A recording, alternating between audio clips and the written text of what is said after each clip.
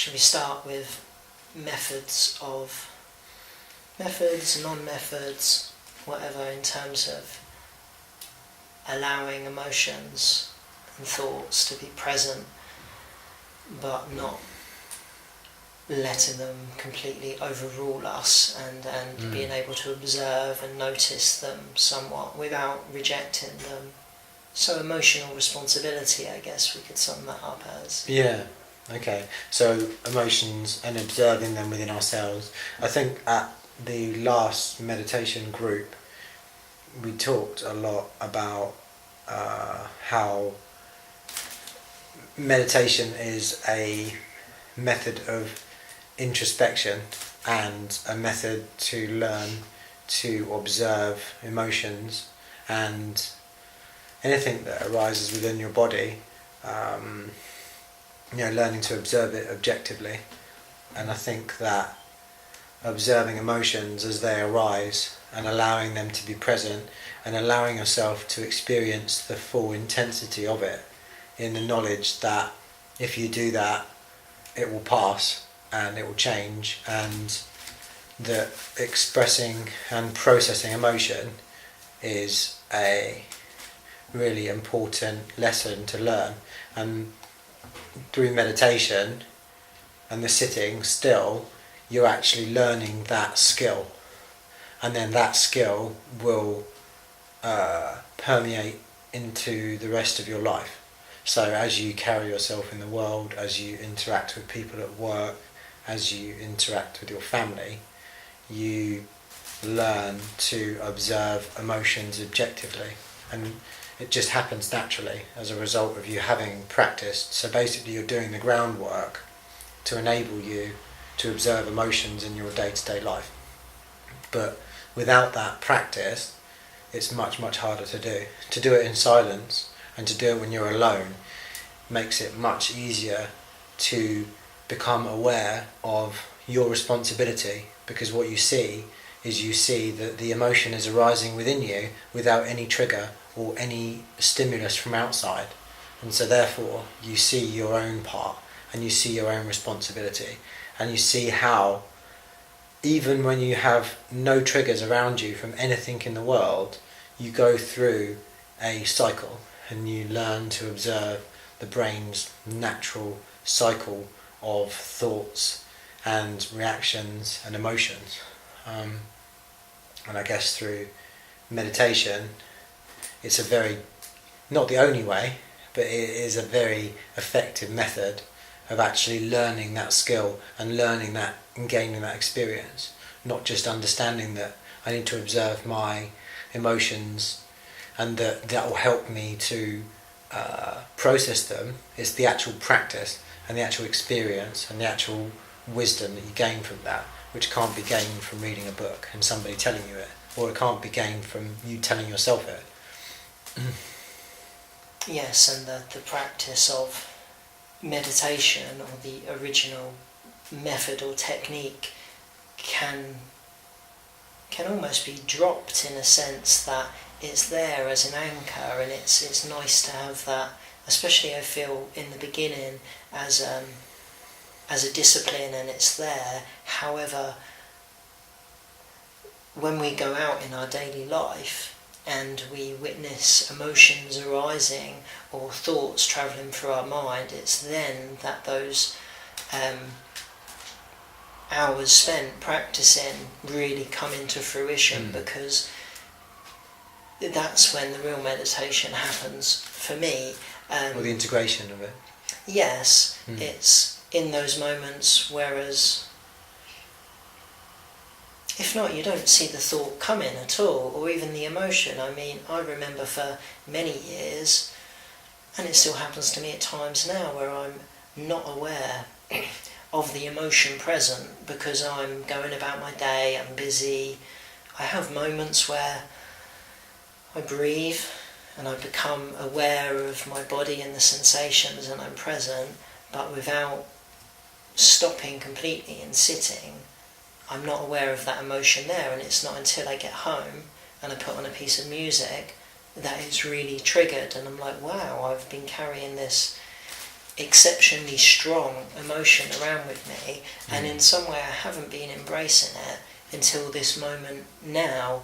And although that happens a lot less now than it used to, through the process of the practice of meditation, the space between it arising and you noticing it arising is shorter. Yes, much shorter. And in terms of thoughts, that's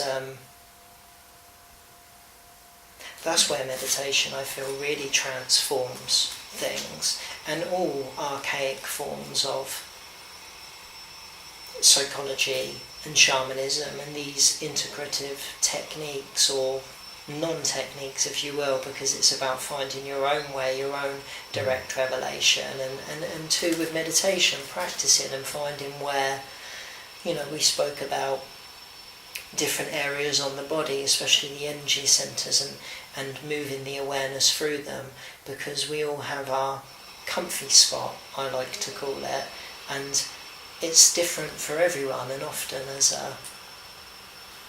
as finding a practice, it's like a good area to focus on. Good, it's not. It is an area. It's a productive area to focus on, because you're more comfortable bringing the awareness there. For me, it has a focus rather than it just being all over the place. Yes, it has a specific focus, and then a specific function and purpose that you can show people about. I guess it's about learning to also bring that awareness throughout the entire body, because physical sensations arise all over your body, and it's not just about focusing on one spot. It's about becoming aware of the entire physical structure, and learning to move your attention around. And then going back to what you said before about coming home and noticing a strong emotion, I think that as one practices more, we start to notice these things, because our mind is quieter and stiller, and our whole being is calmer.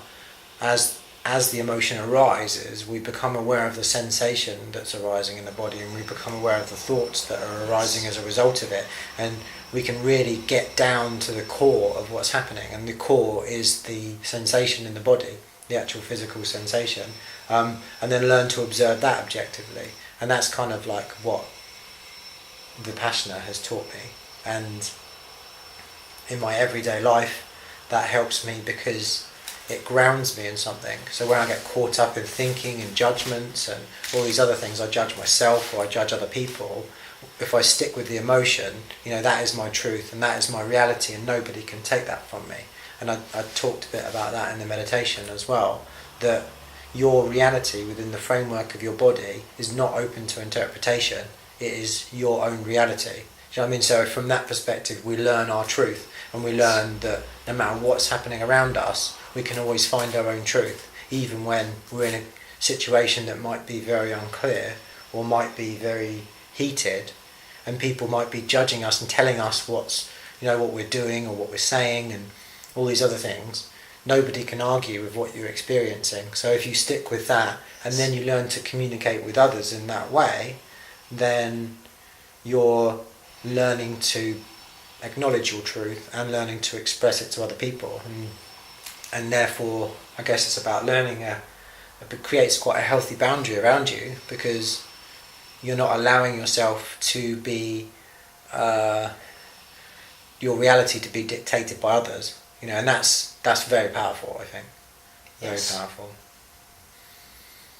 It brings us on nicely to the more time we spend with our awareness within ourselves, the more we take responsibility for everything that is concerned around that, so thoughts, emotions, but reading the body. So rather than looking to the NHS or anyone outside of ourselves, but I mean, if we keep it with the idea of emotions and thoughts, our body, the more time we spend in meditation, the more time we delve into astrology and shamanism and mysticism, which are all looking within for the purest direct revelation. And meditation is as much a part of shamanism as any other ritual is. it's keeping that personal responsibility. And so I guess even if you didn't call it meditation, if you just called it looking within yourself, yes, focusing your attention inwards, yes. and any practice that helps you to do that.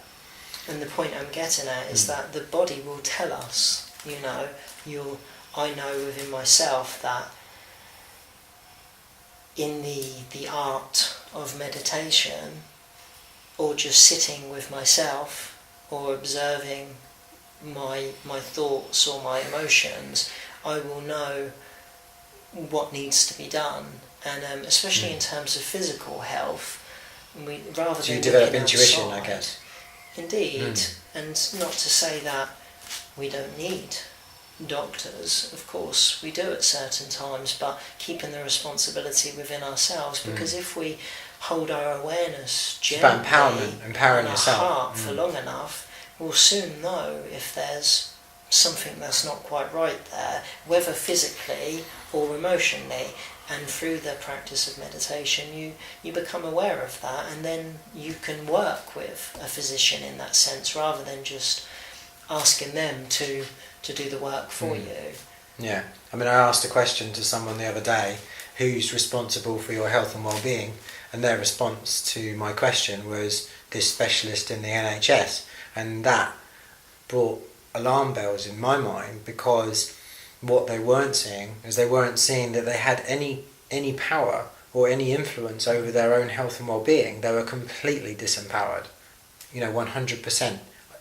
Other people are completely responsible for my health and well-being, and meditation teaches me the opposite of that. Yes, and when I have that ability to introspect and to understand myself to a much deeper level, when I am plugging into these services, I am much better placed to request from them what it is that I need, because I know myself better than any doctor. I know myself better than any specialist. So with their knowledge combined with my own knowledge and wisdom of myself, it means that they can treat me in a more effective manner, because they're not just throwing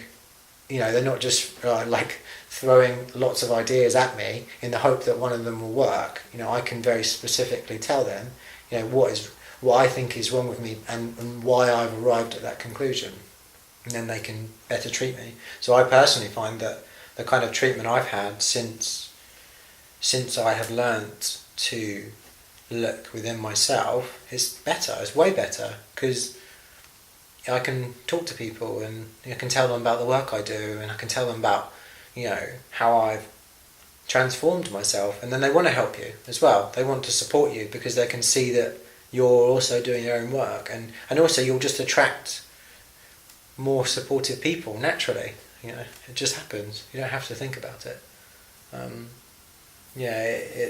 The more I focus on the practice of meditation, and less I focus on actually fixing all the things that I need to fix in my life, I actually get all those things. It just happens naturally, and it's pretty amazing, really.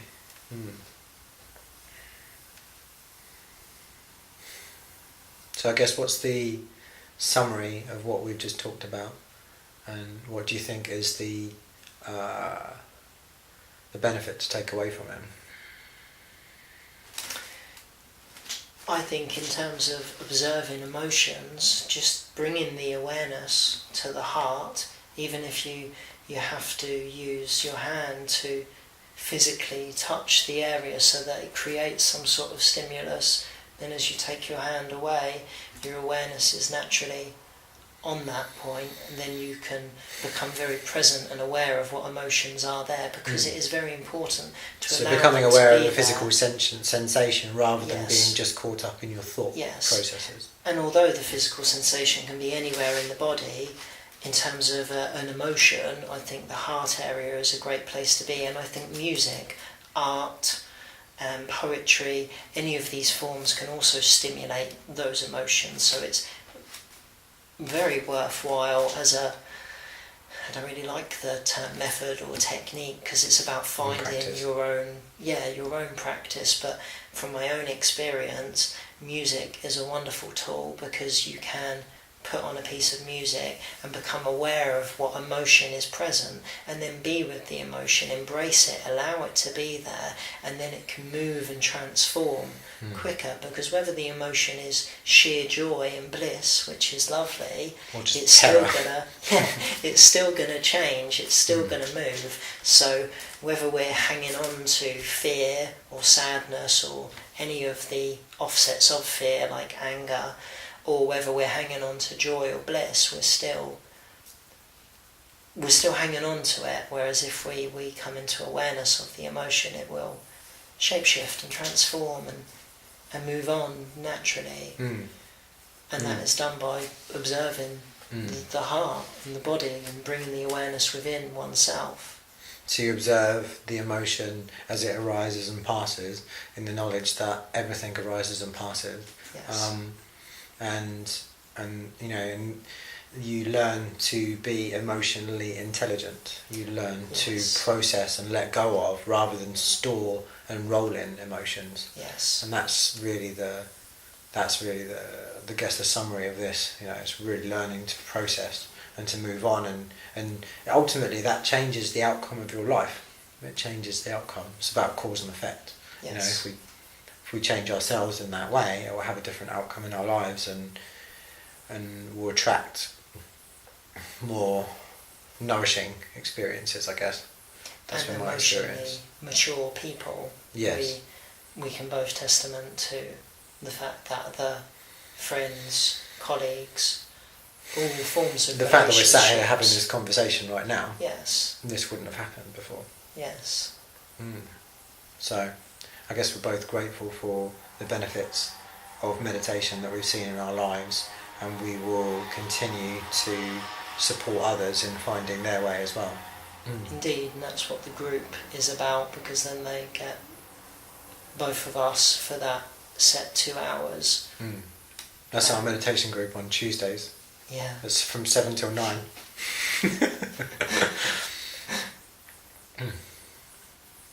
Great. Fantastic. Okay, well, thanks very much. Thank you.